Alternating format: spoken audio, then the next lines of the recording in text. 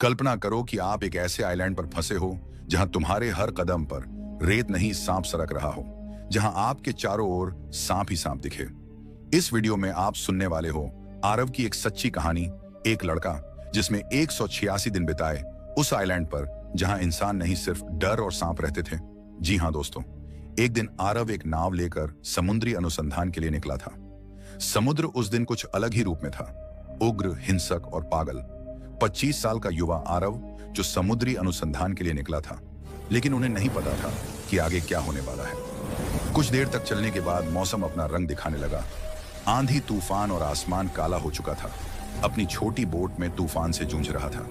आसमान काला हो चुका था और बिजली की चमक लहरों को सफेद भूतों की तरह दिखा रही थी। एक विशाल लहर ने उसकी नाव को हवा में उछाला और पल भर में सब कुछ अंधेरा हो गया। जब आरव को होश आया, उसका शरीर ठंड से कांप रहा था। वह एक अजनबी चट्टानी तट पर पड़ा था। सिर चकरा रहा था, होंठ सूखे थे और कपड़ों से नमकीन पानी टपक रहा था। उसने खुद को खींचते हुए बैठने की कोशिश की और तभी उसने कुछ अजीब सुना। पत्तियों के बीच हल्की जैसी आवाज। आरव ने देखा और उसका दिल डर से जम गया। उसके चारों तरफ सांप ही सांप, पेड़ों पर लिपटे हुए, चट्टानों के बीच छिपे हुए, रेत पर रेंगते हुए। कुछ पतले, कुछ मोटे, कुछ चमकीले पीले, कुछ काले जो अंधेरे में घुल जाते थे।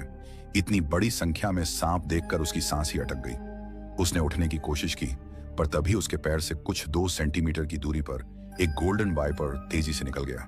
इसका डंक इंसान को मिनटों में मार देता है और ये उसकी जिंदगी से मिला पहला परिचय था। कुछ कदम आगे उसे एक जंग लगा बोर्ड दिखा, आधा मिटा हुआ, समुद्री पानी से खराब। उस पर बस एक ही शब्द साफ दिखाई दे रहा था, सानो आइलैंड, नो रिटर्न। उसके शरीर में सिहरन दौड़ गई। यह वही अभिशप्त द्वीप था जिसके बारे में उसने सिर्फ कहानियां सुनी थी, जहां इंसान का जिंदा रहना लगभग असंभव माना जाता है। आरव समझ चुका था, उसकी असली लड़ाई अब शुरू हुई है। आरव ने खुद को संभालने की कोशिश की, लेकिन भूख और डर एक साथ उस पर टूट पड़े थे। समुद्र किनारे उसे लकड़ी और पत्तों से बना एक पुराना सा झोपड़ा दिखा। शायद किसी इंसान ने कभी यहां पनाह ली थी। वह सावधानी से अंदर गया, क्योंकि हर कदम के नीचे से सांप निकलने की संभावना थी। अंदर घुसते ही एक अजीब सी गंध आई, जैसे सूखे खून और मिट्टी का मिश्रण हो। दीवारें टूटी थीं, पर उन पर हाथ से बने कुछ निशान अभी भी थे। ऐसे निशान जैसे किसी ने घिसटते घिसटते आखिरी कोशिश में कुछ लिखने की कोशिश की हो। एक जगह पर बमुश्किल पढ़ने लायक वाक्य लिखा था, if you see them still run. अगर तुम उन्हें शांत देखो, भाग जाना। यह वाक्य दिमाग में हथौड़े की तरह गूंज उठा। उन्हें शांत देखो, इसका मतलब सांप तब सबसे खतरनाक होते हैं जब वे बिना हिले बैठे होते हैं। उसी झोपड़ी में आरव को एक पुरानी डायरी का फटा हुआ पन्ना भी मिला। उस पर लिखा था, सानो द्वीप शापित है। यहाँ के सांप सामान्य जीवों की तरह व्यवहार नहीं करते। वे देखते हैं, पीछा करते हैं और इंतजार करते हैं। ये पढ़ते ही उसके रोंगटे खड़े हो गए। अब यह सिर्फ जंगल और जानवरों वाला डर नहीं था, ये एक रहस्य था, एक ऐसा श्राप जिसमें किसी की आखिरी चीख भी दर्ज थी। शाम ढल रही थी और हर छाया लंबी होती जा रही थी। आरव ने दूर जंगल में देखा, दर्जनों सांप एक दिशा में चुपचाप देख रहे थे, जैसे कोई आदेश मिला हो। उसे एहसास हुआ, यह द्वीप सिर्फ खतरनाक नहीं, जिंदा है और उसे देख रहा है। दिन बीत रहे थे, लेकिन हर दिन मौत की नई शक्ल लेकर आता था। आरव ने खाने के लिए समुद्र किनारे पड़े घोंघे और समुद्री केकड़े इकट्ठा किए। भूख ने उसे कमजोर कर दिया था, पर वह जानता था, सानो आइलैंड पर एक कदम की गलती भी आखिरी हो सकती है। शाम ढलने से पहले वह जंगल की तरफ लौटा। हवा में एक अजीब सन्नाटा था, जैसे पूरी प्रकृति किसी अनहोनी की प्रतीक्षा कर रही हो। जमीन पर पत्तियों का मोटा ढेर था और जैसे ही वह उस पर चढ़ा, अचानक ढेर किसी जीवित चीज की तरह हिला।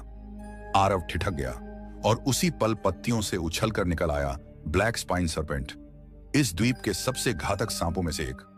इसका डंक कुछ ही मिनटों में नसों को जला देता है। सांप की काली चमकती त्वचा जंगल की मंद रोशनी में और भयानक लग रही थी। आरव पीछे कूदा, पर सांप हवा में ही उसके पैर के पास फटकार मारते हुए गिरा। 1 इंच, बस 1 इंच की दूरी से मौत ने उसे छोड़ा था। सांप ने अपना सिर ऊंचा किया। उसकी फुफकार आरव के कानों में किसी दानव की आवाज की तरह गूंजी। आरव ने धीरे धीरे पीछे हटना शुरू किया। वह जानता था, भागोगे तो सांप दौड़ेगा, खड़े रहोगे तो मरोगे। उसने तेजी से एक पत्थर उठाया, उसे दूसरी दिशा में फेंका। आवाज सुनकर सांप उस ओर मुड़ा और आरव ने मौका पकड़कर झाड़ियों में छलांग लगा दी। उसका दिल इतनी तेज धड़क रहा था कि उसे खुद सुनाई दे रहा था। आज वह बच गया था। पर अब उसे समझ आया, सानो आइलैंड पर पहला हमला सिर्फ चेतावनी थी, असली डर अभी बाकी था। ब्लैक स्पाइन सर्पेंट के हमले के बाद आरव जान चुका था कि उसे एक सुरक्षित जगह की जरूरत है। जंगल के भीतर वह धीरे धीरे आगे बढ़ता रहा, हर पत्ते, हर सरसराहट को देखकर सावधान। दोपहर तक वह चट्टानों की एक ऊंची श्रृंखला तक पहुंचा। चट्टानों के बीच एक संकरी दरार दिखी, मानो किसी ने उसे छिपाने की कोशिश की हो। आरव अंदर घुसा और उसका दिल अचानक तेज धड़कने लगा। यह एक गुफा थी, पर साधारण नहीं। दीवारों पर प्राचीन नक्शे जैसे उकेरे गए थे, सैकड़ों सांपों की आकृतियां, अलग अलग आकार, अलग अलग तरह की फुफकारों को दर्शाती रेखाएं। रोशनी कम थी, लेकिन हर चित्र में एक अजीब सी ऊर्जा थी, जैसे वे सिर्फ खामोश रेखाएं नहीं, बल्कि किसी भूली हुई सभ्यता की कहानी हो। गुफा के बीच में एक बड़ा चित्र था, एक आदमी जिसके चारों ओर ढेरों सांप थे। पर चौंकाने वाली बात यह थी कि सांप उसे काट नहीं रहे, बल्कि किसी रक्षक की तरह उसके चारों ओर लिपटे हुए थे, जैसे वह आदमी उनका चुना हुआ था। आरव ने गुफा में आगे बढ़ते हुए कुछ पुराने बर्तन, सूखे फलों का बिखरा ढेर और दीवार से टिके कुछ लकड़ी के औजार देखे। इससे साफ था कि कभी किसी ने यहां काफी समय तक जिंदा रहने की कोशिश की थी। पर सबसे डरावनी चीज गुफा के पिछली तरफ मिली। एक कोने में मनुष्य की हड्डियों का ढेर, सिर की खोपड़ी दीवार की ओर मुड़ी थी, जैसे मरने से पहले मरने वाला आखिरी क्षण तक कुछ देख रहा हो। आरव की रीढ़ में ठंडी लहर दौड़ गई। उसे महसूस हुआ कि यह गुफा उसे बचाने नहीं, कुछ बताने के लिए मिली है। और शायद यह संदेश उसकी जिंदगी का सबसे खतरनाक सच बनने वाला था। सानो आइलैंड की रातें दुनिया की किसी भी जगह से अलग थीं। यहाँ अंधेरा सिर्फ रोशनी का अभाव नहीं था, यह खुद एक जीवित साया लगता था। सूरज ढलते ही जंगल में एक ऐसी खामोशी उतर आती थी जिसका वजन महसूस किया जा सकता था। हवा रुक जाती, पत्तियां ठहर जाती और केवल एक ही आवाज रह जाती, फुफकारों का कोरस, जो दूर से आते हुए भी पास महसूस होता था। उस रात आरव पहली बार गुफा में सोने की कोशिश कर रहा था। थकान उसके शरीर पर भारी थी, पर नींद आंखों तक आते आते ही डर के सामने हार जाती। अचानक उसे अपने हाथ पर कुछ गर्म, नरम और धीरे धीरे रेंगता महसूस हुआ। वह जम गया, सांस तक रोक ली। धीरे धीरे गर्दन घुमाकर देखा, उसकी हथेली पर एक 3 हॉर्नेड पिट वाइपर लिपटा हुआ था, जिसकी आंखों में चांदनी की हल्की सी झिलमिलाहट पड़ रही थी। यह वही सांप था जिसका जहर इंसान को कुछ ही मिनटों में लकड़ी जैसा बना देता है। आरव ने पसीने की बूंदें अपने चेहरे से बहती महसूस की। उसे पता था, एक भी झटका, एक भी खरोंच, एक भी हलचल मौत को निमंत्रण है। उसने धीरे धीरे बेहद सावधानी से अपना हाथ चट्टान पर टिकाया और आंखें बंद कर लीं। मिनट बीत गए, पर महसूस हो रहा था जैसे घंटे गुजर रहे हों। आखिरकार सांप धीरे धीरे सरकता हुआ उसके हाथ से नीचे उतरा और अंधेरे में गायब हो गया। आरव ने गहरी सांस ली। आज भी वह बच गया, पर इस घटना ने उसे एक कड़वा सच सिखा दिया।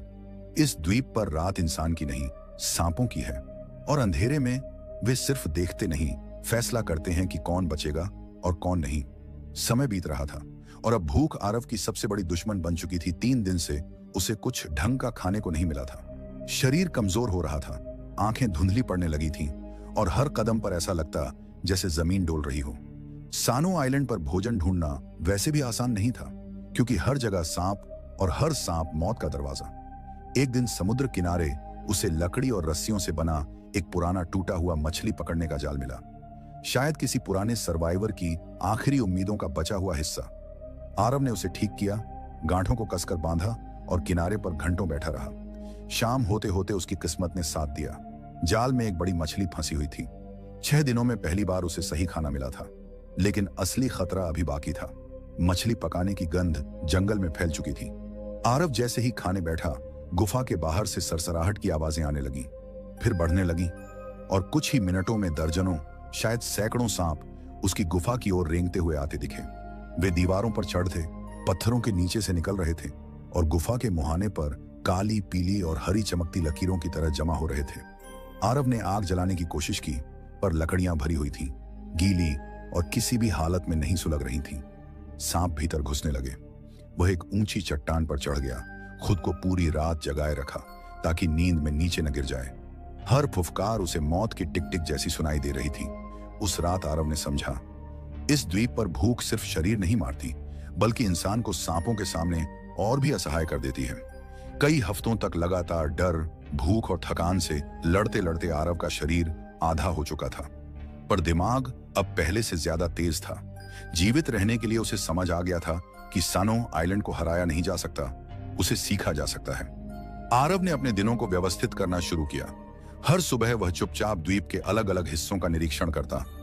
कहां किस प्रजाति के सांप रहते हैं, किस समय वे सक्रिय होते हैं, कौन सी जगह उनके रास्तों में आती है और कौन सी जगह अपेक्षाकृत सुरक्षित है। धीरे धीरे उसने एक छोटा सा हाथ से बना नक्शा तैयार किया, जिसमें उसने पूरे द्वीप को 3 हिस्सों में बांटा: डेड जोन, कॉशन जोन और सेफ पैचेस। समय के साथ उसने सांपों की चाल भी समझनी शुरू कर दी। कौन सा सांप अचानक हमला करता है, कौन सा सिर्फ क्षेत्र की रक्षा करता है और कौन सा तब तक फुफकारता नहीं जब तक इंसान बहुत करीब न पहुंच जाए। अब उसका डर पूरी तरह खत्म नहीं हुआ था, लेकिन वह डर को कमजोरी नहीं, हथियार की तरह इस्तेमाल करने लगा था। इसी खोज के दौरान उसे जंगल के बीचों बीच एक छोटा सा ढांचा मिला। जंग लगा पुराना रेडियो आधा मिट्टी में दबा हुआ। वह टूट चुका था, बटन जंग खाए थे, तार उलझे थे, पर उम्मीद की एक चिंगारी फिर भी उसमें छिपी थी। आरव ने अगले कई दिनों तक उस रेडियो को ठीक करने में लगा दिए। लकड़ी, पत्थर और पुराने मेटल के टुकड़ों से उसने अस्थायी औजार बनाए और तारों को जोड़कर सर्किट को साफ कर धीरे धीरे उसमें जान फूंकने की कोशिश की। रात को जब पूरा द्वीप फुफकारों से भरा होता, आरव रेडियो के बटन घुमाता रहता, यह जानते हुए कि अगर यह चल पड़ा तो उसकी 186 दिनों की नर्क जैसी कैद का पहला दरवाजा खुल सकता है। और कई महीनों में पहली बार उसे महसूस हुआ कि आशा अभी मरी नहीं है। मानो सानो आइलैंड पहले ही कम खतरनाक नहीं था।